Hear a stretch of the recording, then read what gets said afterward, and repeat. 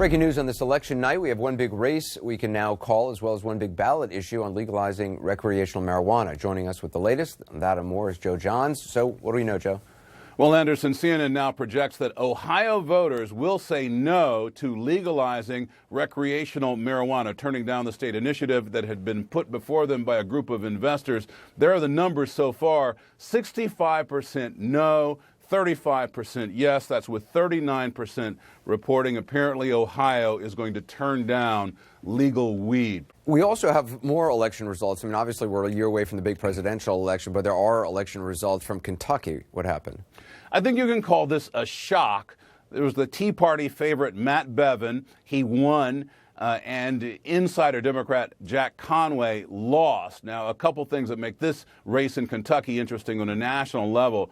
The first is location.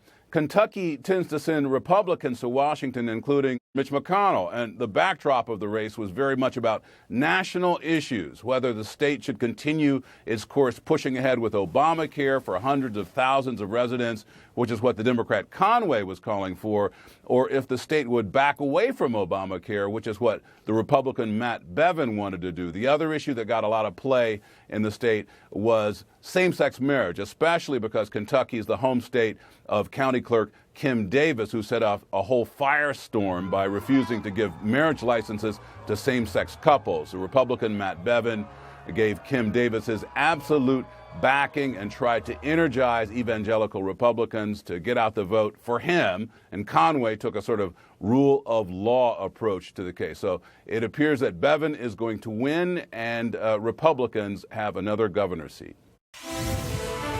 We have breaking news this election day. CNN projects Republican Matt Bevin, a Tea Party favorite, has won the governor's race in Kentucky. Again, Matt Bevin, Tea Party favorite, won the governor's race in Kentucky. And in Mississippi, CNN projects Republican Governor Bryant will win re-election.